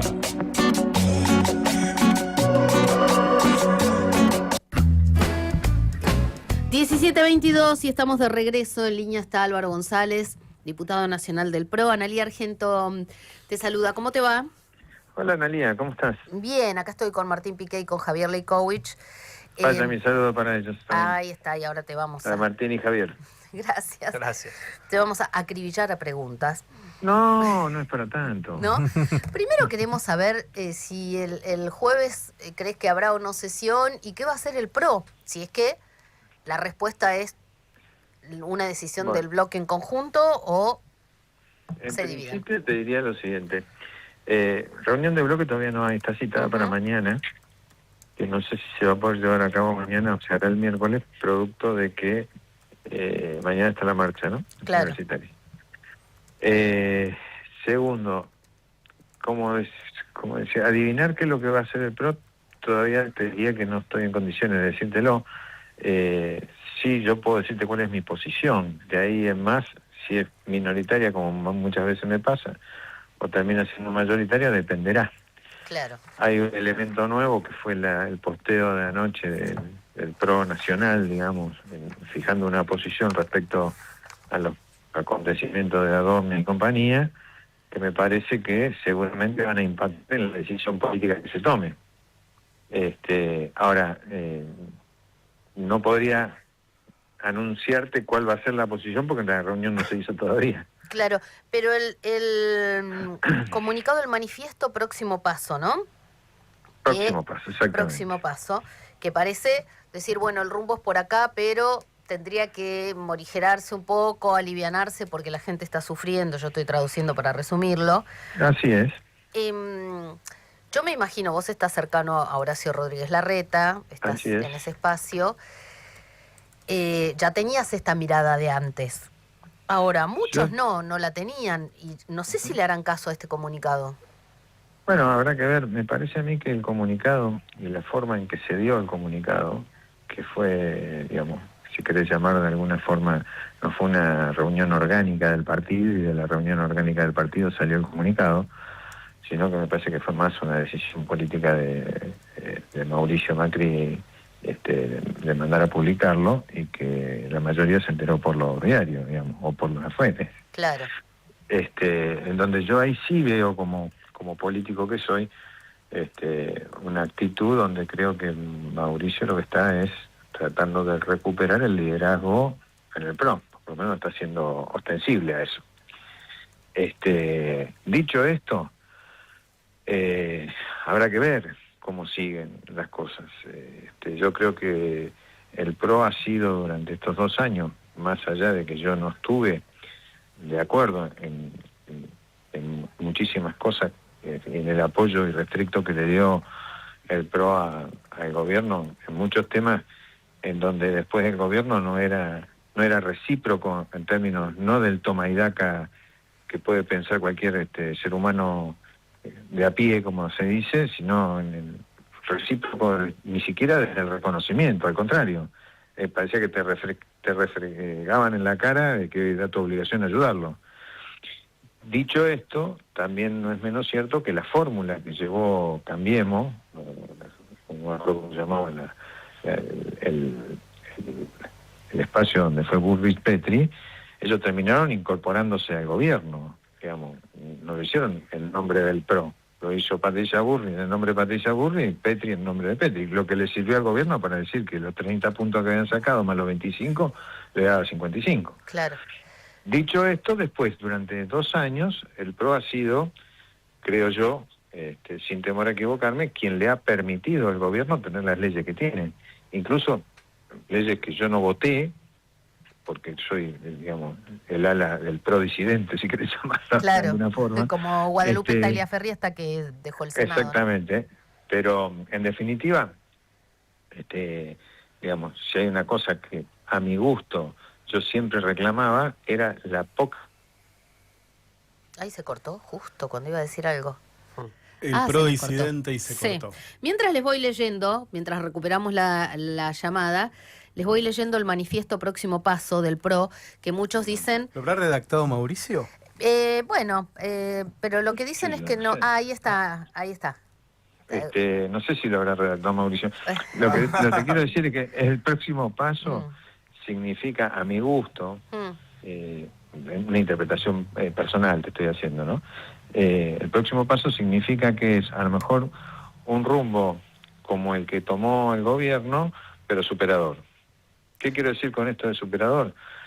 Creo yo que el gobierno está permanentemente diciendo de un cambio cultural y de apoyado en una macro ordenada, y la macro no le llega a la micro. Y me parece que ordenar la macro te puede servir para que el Estado ordene sus cuentas, pero a partir de ahí el Estado también tiene una gestión que yo no estoy viendo en esta parte del gobierno. El gobierno habla permanentemente de temas económicos y de las teorías de Neynes, Keynes, no sé cuántos tipos más, damos clases magistrales, pero en realidad, al fin del día, mucha gente que confió en este gobierno y le puso la espalda, lo que creo es no le va a poner la cabeza. Claro. ¿Qué quiero decir con esto? Quiero decir que, si vos, bajo el discurso de vamos a dar una lucha implacable contra determinadas cuestiones, llámese la corrupción, la casta, los privilegios y demás, y terminas enredado con los mismos temas que viniste a cambiar, me parece que es ahí donde pierde legitimidad frente a aquellos que lo han acompañado, ¿no? Claro, estamos hablando con el diputado nacional del PRO, Álvaro González. Te hago dos preguntas. Una es, entonces, te imagino más cómodo con este comunicado que con lo que venía pasando.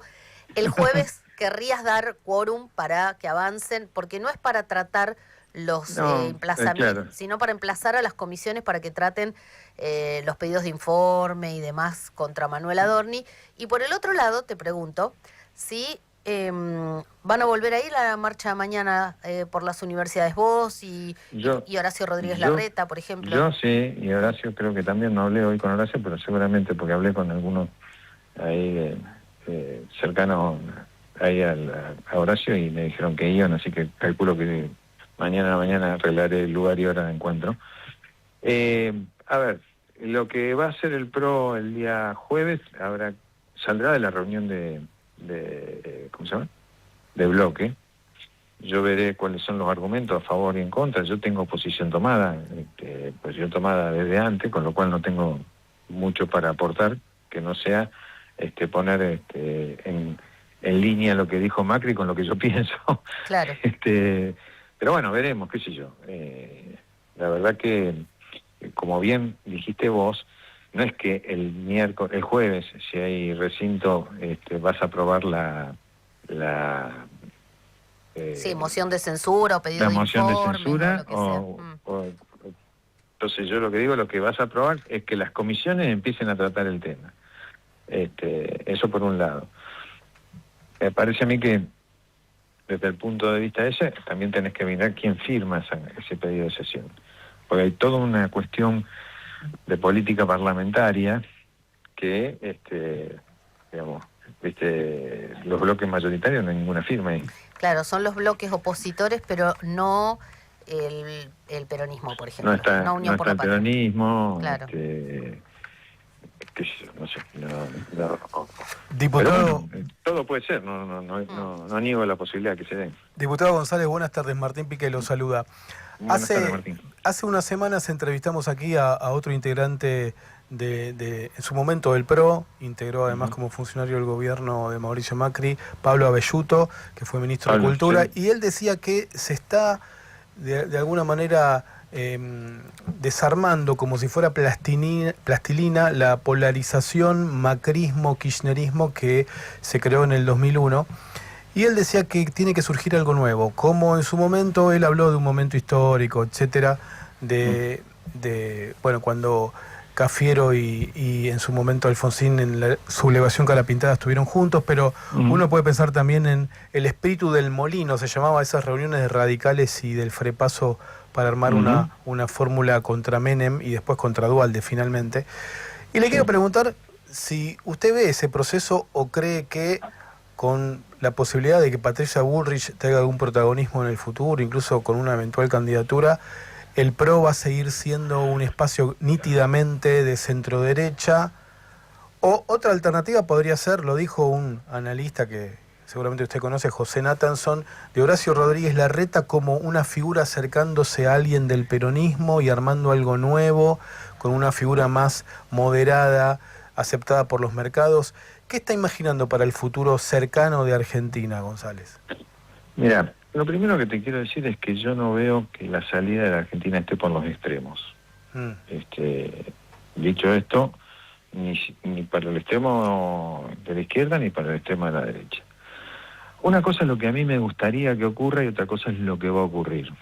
Y yo creo que, claro, porque yo puedo querer que esa fuerza se construya, yo puedo querer que esa fuerza sea lo suficientemente importante como para ganar una elección y para poder implementar políticas a partir de la legitimidad que te da una elección, pero lo que no sé es si la sociedad está dispuesta a eso. Pareciera ser que en el año 2023, cuando la sociedad votó, nosotros teníamos un discurso que parecíamos la Torre de Babel. Hablábamos un idioma que la gente no entendía. ¿Por qué no entendía? Porque me parece que la sociedad en ese momento estaba más propensa a sentir que a pensar.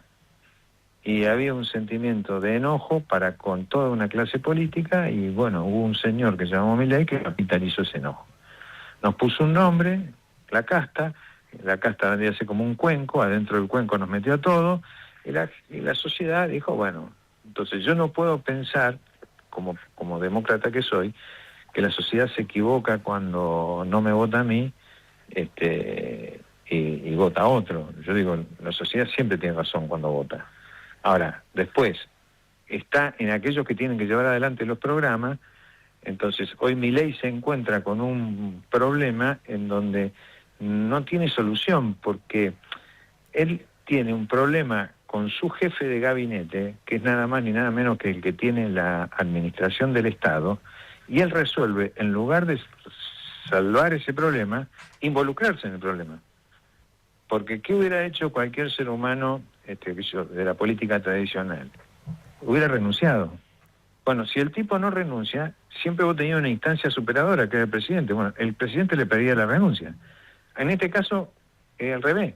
El presidente se sostiene y dice, yo me quedo acá y Adorni se queda conmigo hasta el final de mi mandato. Una cosa que no tiene, desafía la lógica política. Pero lo ha hecho siempre Milei, no lo está haciendo en este caso. Hay que ver si la sociedad que le puso el hombro, o parte de la sociedad que le puso el hombro a este modelo durante todo este tiempo, está dispuesta a ponerle la cabeza también. Qué sé yo, eso no soy adivino. Claro. Sí creo yo que hay que trabajar en generar esto que nosotros creemos, que cuando vos mirás los extremos, ningún extremo supera más de un tercio. Entonces, si vos tenés 2 tercios, te queda un tercio en el medio, que vos le decís el medio, parece que tuviera mala prensa. Y no es el medio porque tenga mala prensa. Es decir, son aquellos que en algún momento le hicieron ganar la elección a Macri y en otro momento le hicieron ganar la elección a Alberto Fernández. No pasó hace tanto tiempo. Claro. Álvaro, la última pregunta. Cuando sale a pasear o camina o va a hacer las compras o sale con su mujer, sí. ¿Huele a pis en la ciudad de Buenos Aires? Hay olor a pis, sí.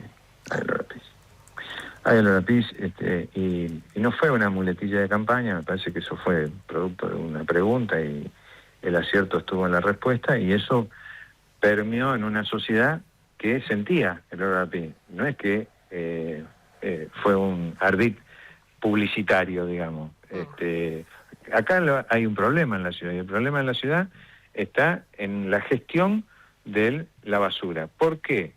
Esa gestión que antes tenía una aprobación importante, durante 20 años el PRO ganó todas las elecciones en las que se presentó en la ciudad, porque fue en definitiva el espacio político que trajo a la discusión política la gestión. Nosotros antes los políticos solo discutíamos de ideología.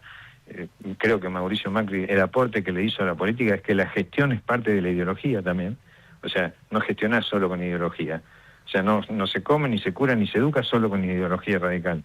Tenés que gestionar la comida, tenés que gestionar la educación y tenés que gestionar la salud. Bueno, esa gestión fue la que distinguió al PRO de la Ciudad de Buenos Aires de otros distritos.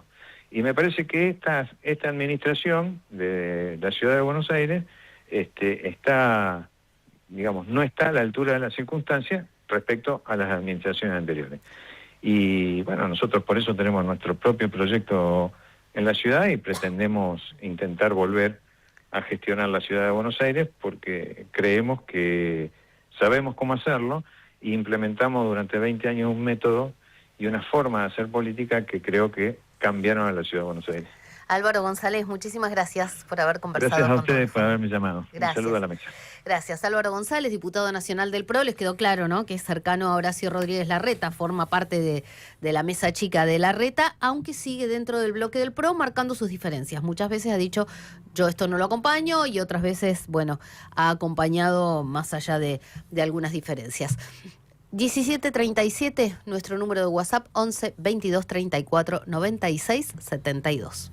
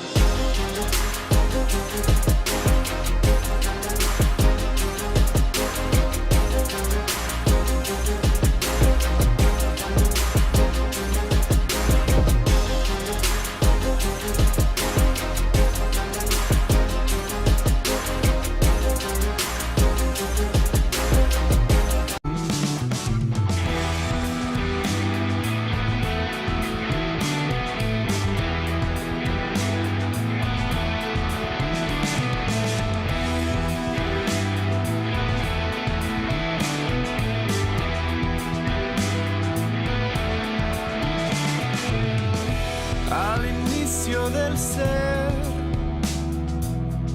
Quiero puedas ver que salimos del suelo y abrimos el mirar al fuego en nuestra mano.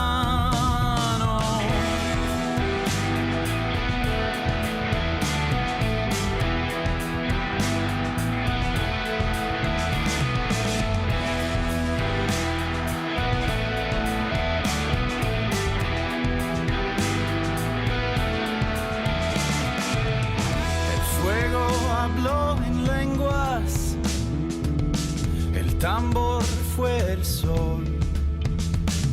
Bailamos en aliento, con silencio en el pulmón, y el tiempo se borró.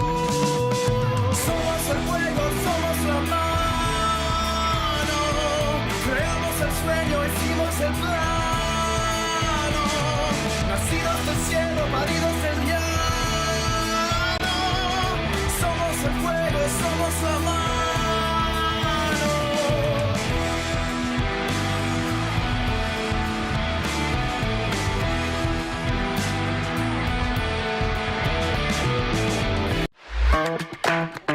Búscanos en YouTube, FM La Patriada en YouTube. Para vernos y escucharnos, no solo tenés la programación de la radio, también tenés notas exclusivas. Entrá al canal de FM La Patriada, ponele OK al pulgar para arriba y dale clic a la campanita. Y no te pierdas nada.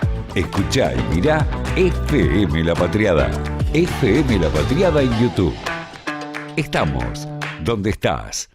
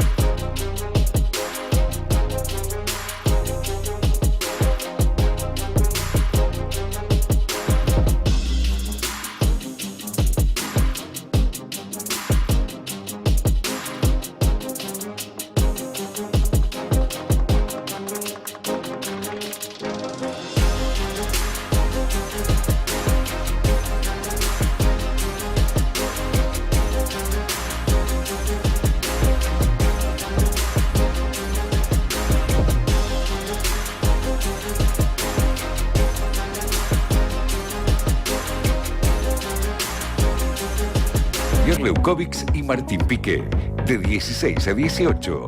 Terminás la tarde acá, en FM La Patriada.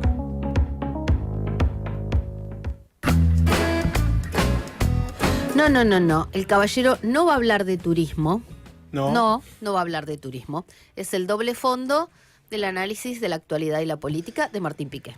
Actualidad política y economía un poco política también, así que le vamos a pedir un poquito de permiso al amigo Javier Leukovics. Relaciones internacionales también. Faltan 100 días para el Mundial y entre los países que van a participar del Mundial está Noruega. Teníamos ahí una imagen del goleador de Noruega, Erling Haaland, desde el Mundial de Francia, que Noruega no va al Mundial. Pero no vamos a hablar de deporte, de fútbol en este caso, del país escandinavo, sino de otras razones que hacen que se hable mucho de Noruega en el mundo de la política, en el mundo de las relaciones internacionales. En la Argentina se habla de Noruega y les quiero contar que José Ignacio de Mendiguren el ex ministro de Producción de Duhalde y ex secretario de Industria y Desarrollo Productivo en el gobierno de Alberto Fernández, suele utilizar mucho la comparación de Noruega con otro país para hablar de los riesgos de la Argentina. Y no creo que sea casualidad que también, por ejemplo, Daniel Steingart, amigo aquí de Javier Levkovich, que es economista, y escribió su tesis de doctorado enfocada en el caso noruego. Esto lo sé porque lo charlé con él: especialización productiva, capacidades tecnológicas y desarrollo económico, el caso noruego. Y después hay un ex periodista que seguramente conocés, Analía, que escribía en Página 12 y después en Clarín, que se fue a vivir a Noruega, que es Ernesto Semán, Sí. que estudia, Semán ha escrito sobre el modelo de desarrollo de Noruega. ¿Por qué nos vamos a detener en Noruega? Porque Noruega es un país que no era petrolero hasta que en el año 1969 descubrió que en el Mar del Norte y en la plataforma continental había mucho petróleo. Y entonces tuvo que desarrollar esa nueva industria y eso le modificó toda la estructura económica. Y entonces, con el desarrollo de Vaca Muerta en Argentina, muchos dirigentes políticos incluso, gente que se está formando en lo que tiene que ver con el petróleo y el gas no convencional, dicen: tenemos un riesgo y es o seguimos el camino de Noruega, que es el camino deseable, o seguimos otro camino que es el de un enclave extractivista sin valor agregado ni desarrollo tecnológico propio, que podría ser el de algún país africano. Y de eso suele hablar José Ignacio de Mendiguren, lo tiene incorporado como un leitmotiv. Yo les quiero contar algo que no se sabe mucho en Argentina, estoy seguro que Javier sí lo conoce, que es qué hizo Noruega con su desarrollo petrolero y que de alguna manera creó para pensar en las futuras generaciones de los noruegos y noruegas y de alguna manera para tener un mecanismo de distribución del ingreso.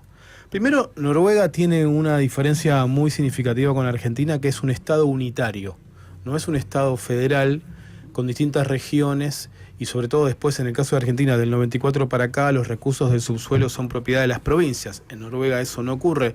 Entonces, cuando se descubrió la riqueza energética que había en ese país, se decidió pensar un instrumento financiero que estuviera ligado al Banco Central de Noruega para permitir acumular esas riquezas y de alguna manera mantener su valor y tenerlas allí disponibles para el futuro también. Entonces se creó el Fondo Global de Pensiones del Gobierno de Noruega, también llamado Fondo Soberano. Sus siglas en inglés son NB_IM, como les decía, depende del Banco Central. Esto se creó, este Fondo Soberano, en 1990 para administrar los ingresos del petróleo y gas del Mar del Norte, para que no se lo gastaran todo de manera inmediata. De alguna manera tenía una función contracíclica. En algún momento Roberto Lavagna, seguramente Javier te acordás, solía decir que había que acumular reservas y tener un fondo contracíclico por los vaivenes del capitalismo. Bueno, este fondo soberano que fortalece las jubilaciones, podemos pensar que en la Argentina esa función la puede cumplir el Fondo de Garantía y Sustentabilidad del ANSES, invierte en activos de largo plazo, no en Noruega, sino en activos de empresas extranjeras. Y de esa manera se sostiene el valor de lo que está allí acumulado. Está calculado más o menos que $360.000 por cada noruego es lo que representa el acumulado del Fondo Soberano, que tiene una composición de 70% en acciones y 30% en bonos. Es un fondo de ahorro y también, como les decía, invierte en activos de otras empresas, de otros países, y eso le permite ir acumulando valor y sostener lo que tiene, que hacia el año 2025 se calculaba que había tenido una ganancia de $246.000 millones. Bueno, el Fondo Soberano es una herramienta, como les decía, distributiva, es una herramienta también contracíclica, es una herramienta que socializa el ingreso y la riqueza petrolera. Recordemos que yo les dije que en 1969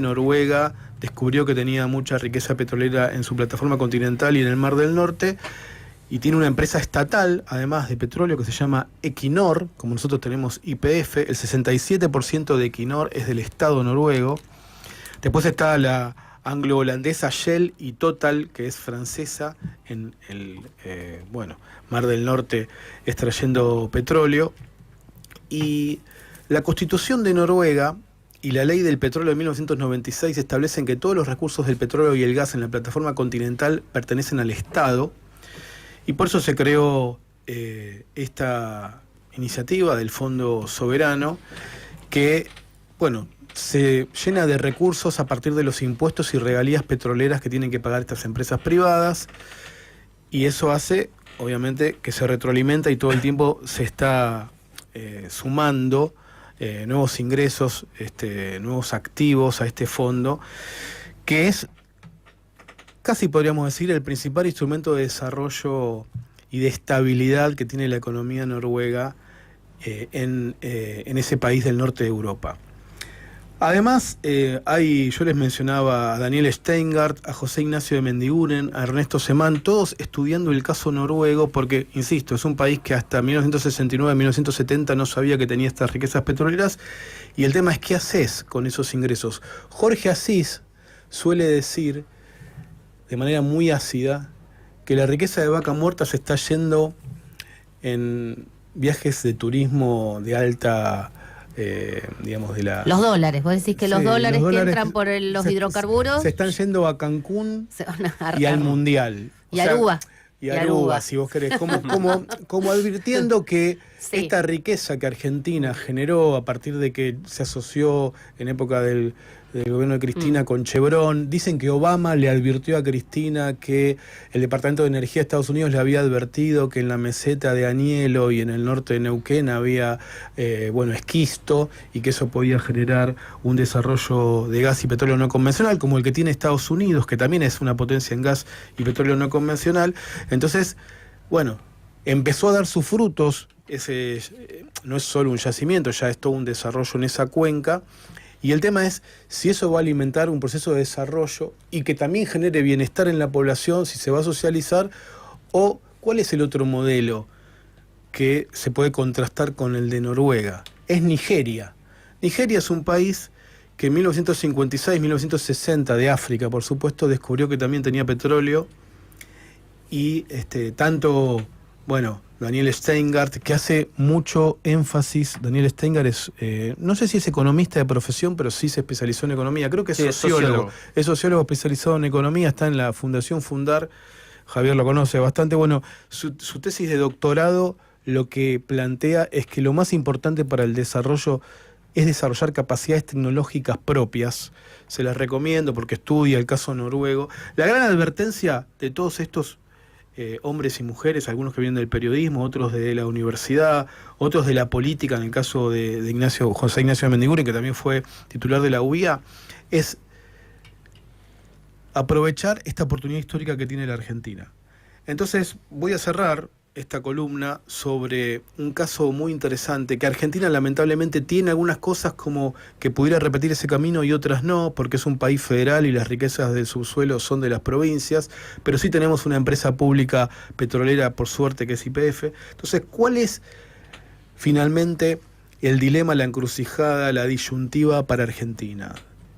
¿Podemos ser Noruega o podemos ser Nigeria? Noruega o Nigeria, un modelo de desarrollo con desarrollo tecnológico propio, o un enclave, digamos, como ocurre en África, de mero extractivismo, y que además no queda nada de esa riqueza en la sociedad que tiene, es testigo de lo que se produce allí, pero no la disfruta como si las futuras generaciones de noruegos y noruegas, que no solo tienen a Erving Haaland, sino también las riquezas del petróleo. El doble fondo de Martín Piqué. Tú, sabemos dónde te escondes, pescado podrido. Entrégate y tendrás un juicio justo. Doble fondo. Periodismo clásico.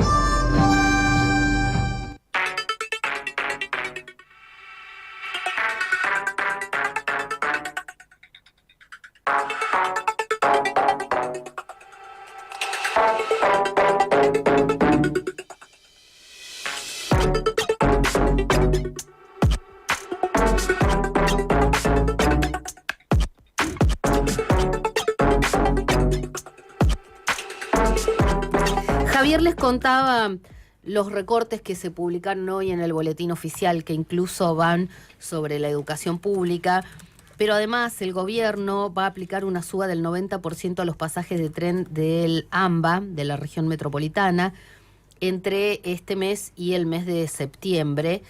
El esquema tarifario de los trenes, es un anuncio de la Secretaría de Transporte. Y esto va a alcanzar al Sarmiento, Roca, Mitre, San Martín, Belgrano Sur, Belgrano Norte y Urquiza. Difícil, ¿no? Porque la primera sección va a salir 330 pesos, la segunda 429, la tercera 528. Lo que, claro, alguno puede decir, pero es bajo, mirá, comparado con el colectivo. Claro, lo que pasa es que hay laburantes que se toman 2 colectivos, un tren, el colectivo también aumentó, el de la provincia de Buenos Aires, el nacional. Se viene otra suba, entonces, en este caso, en los trenes. Hablando de la marcha universitaria, que es la cuarta, está programada para mañana, martes 12 de mayo, a las 14 horas es la hora de convocatoria. Se han sumado muchos músicos, actores, actrices, intelectuales, figuras públicas. Algunas inesperadamente, quizás uno siendo medio prejuicioso, se han sumado a la convocatoria y le dan mucha pluralidad, mucha fortaleza. León Gieco, Paco Amoroso, Joaquín Levington de Turf, Teresa Parodi, Catriel, que es el compañero de Paco, Cecilia Roth, Juan Minujín, Griselda Siciliani, Pablo Echarri, Mercedes Morán, Dalma Maradona, Esteban Lamote, Cristina Vanegas, Silvina Sabater, Julieta Silverberg, Dolores Fonsi, directores de cine, Marcelo Piñeiro, Benjamín Neistat, Daniel Santoro, que es artista plástico, Mariana Enríquez, escritora, Samantha Schweblin, que ganó hace muy poquito un premio muy importante. Así que, creo que va a ser una convocatoria muy numerosa en todo el país, no solo la marcha es en Buenos Aires. Claro. Les cuento un tema que se va a venir en las próximas semanas, que me parece que va a levantar debate, que es que Sturzenegger va a mandar un proyecto de ley para profundizar la desregulación en el mercado inmobiliario. Recordemos que con el DNU 70 se dieron de baja las regulaciones de la ley anterior, la ley de alquileres. Mayor desregulación para negociar aumentos, contratos con tiempo no necesariamente de 3 años como marcaba la ley anterior y demás. Ahora parece que Sturzenegger va principalmente por las inmobiliarias, liberalizar comisiones para que se puedan negociar, incluso sean 0%, eliminar la matrícula obligatoria para corredores inmobiliarios, entre otras cosas. Y una pastillita nomás, hablé con Gervasio Muñoz, que es el dirigente de los inquilinos, y ojo con esto porque me dijo, a pesar de que dijo que la desregulación actual del mercado inmobiliario perjudicó mucho a los inquilinos y hubo una transferencia de ingresos de los inquilinos a los propietarios, adelantó el apoyo al tema de la desregulación de la intermediación inmobiliaria. Así que, vamos a ver qué pasa con esto, porque sería una coalición bastante singular la de los inquilinos con Sturzenegger, en este caso, respecto del tema inmobiliario. Nos estamos yendo, por supuesto, como decía recién Martín, y como contaba en su columna con los números en rojo para las universidades, mañana es el día de la Marcha Federal Universitaria, la cuarta marcha convocada para las 5 de la tarde a Plaza de Mayo. De todos modos, las organizaciones se están sumando. Ahora, por ejemplo, se sumó la CGT. Cada agrupación, universidad, facultad, grupo político empieza a concentrarse desde más temprano, con lo cual el grueso de la marcha se va a ver, yo creo, antes de las 5 de la tarde, pero el acto central es a las 5 de la tarde en Plaza de Mayo. Por supuesto, FM La Patriada va a estar todo el día informando, porque es una jornada muy especial en defensa de la educación pública. En la producción de este programa, Martín El Zorro de la Vega y Lucas Ortega. En la coordinación, Nadia Pitaluga. Operación técnica, Leandro Quiroga y Valentín Catalán. En las redes sociales está Micaela Pitaluga. También nos encuentran en Instagram, en Twitter, en Facebook. Tenemos la web fmlapatriada.com.ar, donde subimos muchas de nuestras entrevistas. Nos ven en YouTube, se pueden bajar la app para Android y iPhone y nos pueden mandar su mensaje, como siempre les decimos, vía WhatsApp. Mañana vamos a estar Javier, Martín y yo aquí acompañándolos. Nos encantaría estar en la marcha, pero bueno, vamos a estar, porque va a estar FM La Patriada y vamos a estar todo el día informando. Por ahí podemos ir más tempranito. También. Y después nos venimos traemos para acá. imágenes. Claro. Hacemos Nos como traemos una el... crónica radial de lo que pasa. Claro, mañana miren, infórmense, como digo siempre, hay que informarse, es un derecho a la información, pero también siento que es una obligación y creo hablar por todos los que estamos acá, la educación pública es lo que nos hace crecer, es lo que hace que un país crezca y que las personas también nos podamos desarrollar, no porque todos tengan que ir a la universidad, porque los oficios también son importantes y todo es importante, pero para el que quiere estudiar en la universidad que tenga esa posibilidad. Nos reencontramos mañana con mucho más Doble Fondo. Chao.